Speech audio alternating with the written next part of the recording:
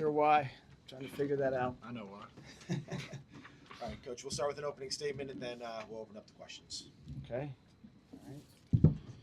All right. Obviously, I think when you get to this tournament with the caliber of players and coaches that there are in this tournament, in this conference, it doesn't matter what the margin is. It's going to be a hard-fought game. And I thought that was very much the case. I thought we had a strong start. I thought they had a strong comeback, and we needed to make a couple lineup adjustments to different things based on them making some changes. And so you get some non-traditional looks out there with personnel. But we're also in the business of doing whatever it takes to win. So they want to go 5 guards. We're going to try and match up with that as best we can and not just give up layups or fouls. But really, really hard-fought game. And listen, there's no style points right now. It's about surviving and advancing. Everyone knows that in March. And proud of this group also to hit big foul shots.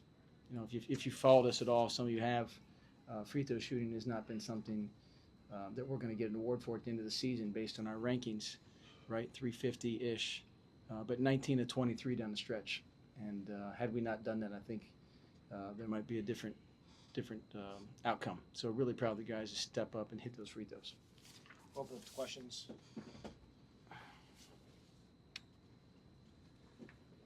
Coach, it felt like, second half of about last 10 minutes there, you guys really started to slow it down, once you broke the press.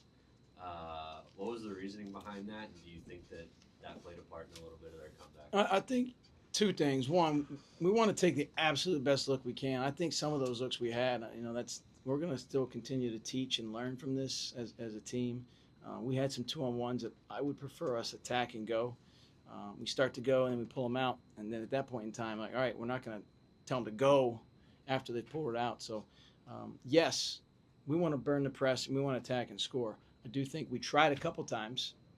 I think we had a lob that went flying out of bounds. We had a missed shot that went flying out of bounds. So I think, in general, that can kind of get guys a little bit tight and anxious. We try to give them confidence. Hey, keep attacking. And we did a couple times. I think it got to 6 or whatever the margin was. And then I think Shane and Vic did a really good job of attack. We got some layups and kind of put the margin back out there.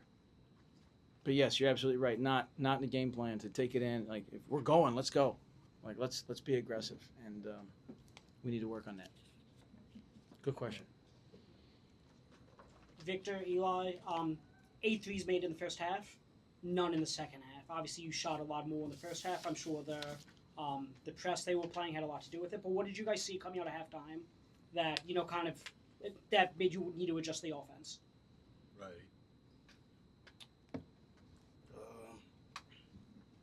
I would say we were just trying to get the best shot. Like, whenever you got a lead like that, you got confidence. The way we was getting those threes wasn't because of us. It was because of our teammates getting in the paint, multiple paint touches, sharing the ball. So I feel like our mindset was just like, that got us here. That got us the lead. So why not just keep doing it? And the shots didn't come. So, we still end up winning. But we're just like, I can't speak for him, but I wasn't in the mindset of, I'm finna just get mine just because I'm feeling good. I was in the mindset of, we need to win this game. So I was just trying to take the best shots that came to me, be ready, and knock them down. Yeah, I feel like in the first, it all came from driving. We playing our fill behinds. We throwing it ahead. I feel like big credit to Kavan. He had 5 assists. I don't know how many of them were in the first, but I'm sure like a large amount of them. And just all of our guards just starting the dominoes, like our coaches say. Him too. We don't take the credit for those shots. Like, yeah, they went down. They could not go down tomorrow, or they could. But our teammates keep finding us open. Just gotta take them. John. One for each player. For Victor, following up on the three-point shooting, you had been a average three-point shooter in the past, but you were a great three-point shooter this year. Was it just about putting up the reps or changing your form or something else?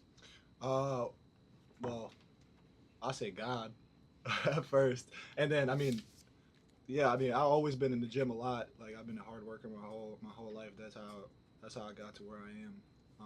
But I feel like the biggest adjustment was mental this offseason. I don't care if it goes in or not. I just shoot and live with the result.